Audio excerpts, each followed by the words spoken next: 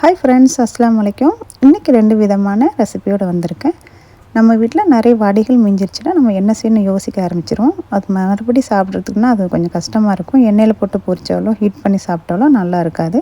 அந்த வடைகளை தூக்கி போடாமல் மனசு இருக்காது. இனிமேல் அந்த வடையை நம்ம வேஸ்ட்டு பண்ணாமல் இந்த சூப்பரான சைடிஷாவோ இல்லைனா டிஃபனாவோ மாற்றுவது எப்படின்னு பார்க்கலாம். நம்ம இந்த மாதிரி சாப்பிடும்போது ரொம்பவே சூப்பராக இருக்கும். யாருக்குமே தெரியாது இது பழசு தான் சொல்லிட்டு, அந்த அளவுக்கு ரொம்ப சூப்பராக இருக்கும். வெல்கம் டு இன்று என்ன சமையல். வாங்க இதை எப்படி செய்யலான்னு பார்க்கலாம். இப்போ பழைய உளுந்த வடையை ஒரு ஃப்ரெஷ்ஷான தயிர் வடையை ரெடி பண்ணுறதும், அதே நம்ம பருப்பு வடையை ஒரு சூப்பரான சைடிஷாக ரெடி பண்ணுறதும் பார்க்க போகிறோம். வாங்க சூப்பராக ரெடி பண்ண ஆரம்பிச்சிடலாம். உங்கள்கிட்ட எவ்வளோ நாள் ஆனாலும் பரவாயில்ல, இந்த பருப்பு வடை நீங்கள் ஃப்ரிட்ஜில் வச்சுருந்தீங்கன்னா நம்ம இந்த மாதிரி பருப்பு வடையை சின்ன சின்னதாக ஆக்கிக்கோங்க. எவ்வளோ முடியுமோ அவ்வளோ குட்டி பீஸாக நீங்கள் ரெடி பண்ணி எடுத்துக்கோங்க. இப்போ எல்லா பருப்பு வடையுமே நல்லா பொடியாக நல்லா நான் சின்னதாக ஆக்கி எடுத்துட்டேன். இந்த மாதிரி நம்ம எடுத்து வச்சுக்கலாம். ஸ்டவ் ஆன் பண்ணி ஒரு பேன் வச்சுக்கோங்க. லோ ஃப்ளேமில் ஸ்டவ்வை வச்சுக்கோங்க. நான் 2 ஸ்பூன் எண்ணெய் எடுத்திருக்கேன். எண்ணெயை நல்லாவே ஹீட் பண்ணிக்கலாம். இதில் நான் லீஃப் அண்ட் ஆயில் தான் சேர்த்துருக்கேன். நீங்கள் வேணால் நல்லெண்ணெய் கூட 2 ஸ்பூன் சேர்த்துக்கலாம். ரொம்ப டேஸ்ட்டாகவும் மணமாகவும் இருக்கும். இப்போ எண்ணெய் நல்லா சூடாயிருச்சு பாருங்கள். இப்போ இதில் ஒரு அரை டீஸ்பூன் கடுகு சேர்த்துக்கோங்க. இப்போ கடுகு நல்லா பொரியட்டும். இதுக்கு நான் 3 பல்லு பூண்டு எடுத்திருக்கேன். பூண்டை நல்லா உரிச்சிட்டு நல்லா குட்டி குட்டியாக கட் பண்ணி எடுத்து வச்சுருக்கேன். இப்போ இது கூட சேர்ந்து கடுகு பொரிஞ்சோடனே இதோடு சேர்த்து நல்லா ஃப்ரை பண்ணிக்கோங்க. பூண்டு நல்லா பொரியட்டும். பூண்டு பொரிஞ்சிட்டு இருக்கும் போதே நம்ம 2 சின்ன பச்சை மிளகா பொடிசாக கட் பண்ணி எடுத்துகிட்டு வந்திருக்கேன். இப்போ இது கூட சேர்த்து நல்லா வதக்கிக்கலாம். இது கூட கொஞ்சம் நம்ம கருவேப்பிலை சேர்த்துக்கலாம். ஒரு இனுக்கு நான் கருவேப்பிலை எடுத்துகிட்டு வந்திருக்கேன். இதோடு சேர்த்து நல்லா வதக்கி எடுத்துக்கோங்க. நல்லா சேர்த்த அப்புறமா நல்லா ஃப்ரை பண்ணிடுங்க. கொஞ்சம் பூண்டோடைய வாசமெல்லாம் போட்டும் பூண்டு கொஞ்சம் கலர் சேஞ்ச் ஆகட்டும். இதுக்கு நான் அரை கப்பு வெங்காயம் எடுத்து நல்ல பொடியாக கட் பண்ணி எடுத்துகிட்டு வந்திருக்கேன். இப்போ இது கூட நம்ம சேர்த்துக்கலாம். இப்போ பூண்டு நல்லா எல்லாமே பொரிஞ்சிருச்சு. இப்போ நம்ம வெங்காயம் சேர்த்துக்கலாம். வெங்காயம் சேர்த்தோன்னா நல்லாவே பொன்னறுத்தம் வர வரைக்கும் நல்லா ஃப்ரை பண்ணி எடுத்துக்கோங்க. நான் ஏற்கனவே வீடியோ போட்டிருக்கேன். மொறுமொறுப்பான மசாலா வடை எப்படி செய்யணும்னு சொல்லிவிட்டு, பருப்போடு எப்படி பண்ணணும்னு சொல்லிவிட்டு, நீங்கள் கீழே லிங்க் கொடுக்குறேன், செக் பண்ணிக்கோங்க. வெங்காயம் நம்ம இந்த அளவுக்கு வதக்கிட்டோம். இதுக்கு நான் ஒரு சின்ன தக்காளி, மீடியம் சைஸ் தக்காளி பொடிசாக கட் பண்ணி எடுத்து வச்சுருக்கேன். இது கூடவே அந்த தக்காளி பழமும் சேர்த்துக்கோங்க. இப்போ வெங்காயம் தக்காளி நல்லாவே வதங்கி வந்துருச்சு. இந்த டைமில் நான் இது சில்லி பவுட்ரு சேர்க்க போகிறேன். 1 டீஸ்பூன் அளவுக்கு சில்லி பவுட்ரு சேர்த்துக்கோங்க. இதுக்கு தேவையான அளவுக்கு நம்ம உப்பு சேர்க்கணும். ஏற்கனவே வடையில் கொஞ்சம் உப்பு இருக்கும். அதனால் இந்த மசாலாவுக்கு தேவையான அளவுக்கு மட்டும் நான் 1/4 டீஸ்பூன் உப்பு சேர்த்துக்கிறேன். நல்லா நான் எல்லாம் மிக்ஸ் பண்ணிவிட்டேன். நம்ம வடையை ஏற்கனவே பிச்சு வச்சுருந்தோம். அந்த வடையை இப்போ எல்லாம் உள்ளே விட்டுறலாம். உள்ளே விட்டுட்டு இப்போ எல்லாத்திலும் ஒன்றா சேர்கிற மாதிரி நல்லா கலந்து விட்டுருங்க. இந்த வடையில் மசாலா எல்லாம் ஏறுற மாதிரி 1 நிமிஷம் மட்டும் மூடி லோ ஃப்ளேம்லேயே இருக்கட்டும். இப்போ எல்லாமே சூப்பராக மசாலா எல்லாம் ஒன்றா ஏறி சூப்பராக வந்துருச்சு. பாருங்கள் நல்லா கலந்து விட்டுட்டு இப்போ ஸ்டவ் ஆஃப் பண்ணிவிட்டு நம்ம இறக்கி வச்சுக்கலாம். ஈவினிங் ஸ்நாக்ஸுக்கு இந்த மசாலா வடை ரொம்பவே சூப்பராக இருக்கும். பசங்களுக்கு வச்சு கொடுக்கலாம். பெரியவங்களுக்கு டீ கூட இதை கூட வச்சு கொடுத்து பாருங்கள். ரொம்ப நல்லாயிருக்கும். அதோடு நீங்கள் தயிர் சாதம், லெமன் சாதம் இந்த மாதிரி வெரைட்டிஸ் ரைஸ்க்கெலாம் ரொம்ப சைடிஷாக ரொம்ப நல்லாயிருக்கும். இதுக்கு மேலே லைட்டாக நீங்கள் லெமன் ஜூஸாக கூட ஆட் பண்ணி சாப்பிட்டு பார்க்கலாம். ரொம்ப டேஸ்டியாக இருக்கும். இப்போ சூப்பராக ரெடி ஆயிடுச்சு. ஒரு பிளேட்டில் மாற்றிக்கலாம்.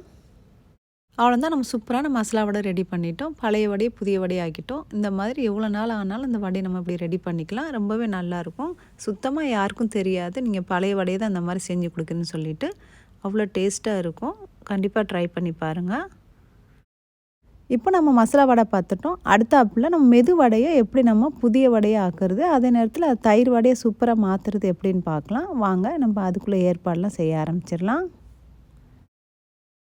இப்போ உங்கள்கிட்ட மெது வடை வீட்டில் செஞ்ச வடையாக இருந்தாலும் பிரச்சனை இல்லை, கடையில் வாங்கின வடையாக இருந்தாலும் பரவாயில்லை.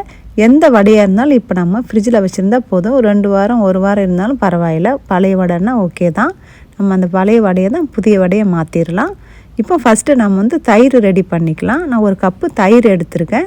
கொஞ்சம் புளிப்பு இல்லாத தயிராக எடுத்துக்கோங்க. நான் கொஞ்சம் பெரிய பவுலாகவும் நான் எடுத்திருக்கேன். இப்போ நம்ம எடுத்து வச்சிருந்த தயிரை இதில் மாற்றிக்கலாம். உங்கள்கிட்ட கட்டி தயிராக இருந்தாலும் பிரச்சனை இல்லை, கொஞ்சம் தண்ணியாக இருந்தாலும் பிரச்சனை இல்லை. எப்படிப்பட்ட தயிராக இருந்தாலும் எடுத்துக்கோங்க. ஆனால் புளிப்பு மட்டும் கொஞ்சம் கம்மியாக இருந்துச்சுன்னா நல்லாயிருக்கும். நம்ம ஓவர் புளிப்பாக இருந்தால் சாப்பிடும் போது நல்லா இருக்காது. தயிர் மாற்றின அப்புறமா இதுக்கு தேவையான அளவுக்கு உப்பு சேர்த்துக்கோங்க. இதுக்கு நான் வந்து ஒரு 1/2 டீஸ்பூன் உப்பு எடுத்திருக்கேன். இப்போ இதுக்கு ஒரு சின்ன பேன் எடுத்துக்கோங்க. பேனில் 2 ஸ்பூனு நல்லெண்ணெய் சேர்த்துக்கோங்க. நான் வந்து 2 ஸ்பூன் நல்லெண்ணெய் சேர்த்துருக்கேன். சாம்பார் வடை, தயிர் வடைலாம் நம்ம செய்யும்போது நல்லெண்ணெய் சேர்த்துட்டு நம்ம செய்யும்போது ரொம்ப டேஸ்டியாக இருக்கும். மீன் குழம்புக்குலாம் வந்து நீங்கள் நல்லெண்ணெய் யூஸ் பண்ணி பாருங்கள், ரொம்ப நல்லாயிருக்கும். இப்போ நல்லெண்ணெய் நல்லா சூடாயிருச்சு. இதுக்கு வந்து 1/4 டீஸ்பூன் கடுகு சேர்த்துக்கலாம். கடுகு நல்லா வெடிக்கிற வரைக்கும் வெயிட் பண்ணுங்கள். இதுக்கு நான் 2 காஞ்ச மிளகாய் எடுத்திருக்கேன், வரமிளகாய் 2 நல்லா குட்டி குட்டியாக கட் பண்ணி எடுத்துக்கோங்க. இப்போ இது கூட சேர்த்து நான் இந்த காஞ்ச மிளகாய் போட்டு நல்லா ஃப்ரை பண்ணி எடுத்துக்கலாம். இப்போ காஞ்ச மிளகா சேர்த்தோன்னே இது கூட கொஞ்சம் கருவேப்பிலையும் சேர்த்துக்கோங்க. நம்ம கொஞ்சம் கருவேப்பிலை எடுத்துருக்கேன். கருவேப்பிலை இதோட சேர்த்து கொஞ்சம் நல்லா பொரிய விடுங்க. கருவேப்பிலை சேர்க்கும்போது எண்ணெயில் டக்குன்னு டைரெக்டாக போடாதீங்க, மேலே தெரிச்சிடும். கொஞ்சம் ஓரமாக போட்டுட்டு அப்புறமா லைட்டாக நம்ம உள்ளுக்க எடுத்து விட்டுக்கலாம். இப்போ இதுக்கு நான் பெருங்காயத்தூள் எடுத்திருக்கேன். ஒரு 1/4 டீஸ்பூன் பெருங்காயத்தூள் சேர்த்துக்கோங்க. இப்போ நம்ம தாளிப்பு சூப்பராக ரெடி ஆயிடுச்சு. ஸ்டவ் ஆஃப் பண்ணிவிட்டு எடுத்துக்கலாம். நம்ம தயிர் எடுத்து வச்சுருந்தோம் இல்லையா, அந்த தயிரில் இந்த தாளிப்பை சேர்த்துக்கலாம்.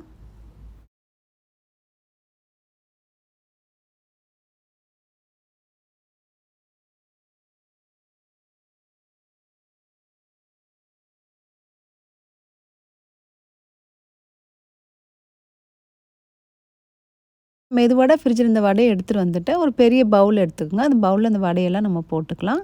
போட்டுட்டு நமக்கு டீ குடிக்கிற அளவுக்கு சூடுக்கு நல்ல வெந்நீர் வந்து நல்லா ஹீட் பண்ணிக்கோங்க. நல்லா கொதிக்க வச்சு எடுத்துகிட்டு வந்துடுங்க. இப்போ நான் 2 கப்பு வெந்நீர் நல்லா சூடு பண்ணி எடுத்துகிட்டு வந்திருக்கேன். இப்போ இது கூட நல்லா சேர்த்து இந்த வடையெல்லாம் முங்குற மாதிரி நல்ல வெந்நியெல்லாம் ஊற்றி வச்சுக்கலாம். சூடான வெந்நீர் இதில் ஊற்றிடலாம். இந்த சூடான தண்ணி சேர்த்தப்புறமா அந்த வடை 2 நிமிஷம் மட்டும் நல்லா அந்த தண்ணியில் ஊறட்டும். அப்படி ஊறும் போது உங்களுக்கு தண்ணியெல்லாம் ஃபுல்லாக அந்த வடை இழுத்து நல்ல சாஃப்டாகவும் நல்ல ஃப்ளஃபியாகவும் இருக்கும். இப்போ 2 நிமிஷம் மட்டும் நல்லா ஊற வச்சுக்கலாம். இப்போ நம்ம தயிர் ரெடி பண்ணி வச்சுருந்தோம். அந்த தயிரை எடுத்து நல்லா மிக்ஸ் பண்ணிவிட்டு இந்த வடையெல்லாம் அந்த தயிரில் படுற மாதிரி எல்லா இடமும் நல்லா பிரட்டி வச்சுருங்க. இந்த மாதிரி நீங்கள் பழைய வடையில் தான் செய்யணும் இல்லை, நீங்கள் புதுசாக வடை செஞ்சால் கூட இந்த மாதிரி நீங்கள் தயிர் வடை செஞ்சு சாப்பிட்டு பாருங்கள். தயிர் வடை மெத்தடு சேம் தான் நான் பண்ணியிருக்கேன். அதனால் நீங்கள் அந்த மாதிரி நீங்கள் ட்ரை பண்ணி பார்க்கலாம். ஆல்ரெடி நான் வீடியோ போட்டிருக்கேன். ஒரே வீடியோவில் 3 ரெசிபி போட்டிருக்கேன். சாம்பார் எப்படி பண்ணணும், உளுந்த வடை எப்படி செய்யணும், சாம்பார் வடை எப்படி பண்ணணும்னு சொல்லிவிட்டு நீங்கள் விருப்பப்பட்ட அந்த லிங்கை வந்து கீழே கொடுத்துருக்கேன், செக் பண்ணிக்கோங்க. இப்போ எல்லாம் இந்த மாதிரி பண்ண அப்புறமா நான் சின்ன வெங்காயம் பொடிசாக கட் பண்ணி எடுத்து வச்சுருக்கேன். நல்ல குருவை கட் பண்ணியிருக்கேன். இப்போ இந்த வெங்காயத்தை வந்து இதுக்கு மேலே கொஞ்சம் தேவையான அளவுக்கு கார்னிஷ் பண்ணிக்கோங்க. வெங்காயம் போட்ட அப்புறமா இது கொஞ்சம் பச்சை மிளகா போட்டால் ரொம்ப நல்லாயிருக்கும். அதனால நான் பச்சை மிளகா சின்னதாக பொடிசாக கட் பண்ணி எடுத்து வச்சுருக்கேன். இதுக்கு மேலே கொஞ்சம் பச்சை மிளகா சேர்த்துக்கோங்க. பச்சை மிளகா போட்ட அப்புறமா இது மேலே கொஞ்சம் சாம்பார் பொடி ஆட் பண்ணிக்கோங்க. சாம்பார் பொடி போடும்போது சாப்பிடும்போது ரொம்ப டேஸ்டியாக இருக்கும். நான் 1/2 டீஸ்பூன் சாம்பார் பொடி எடுத்திருக்கேன். மேலே நல்லா தூவி விட்டுக்கலாம்.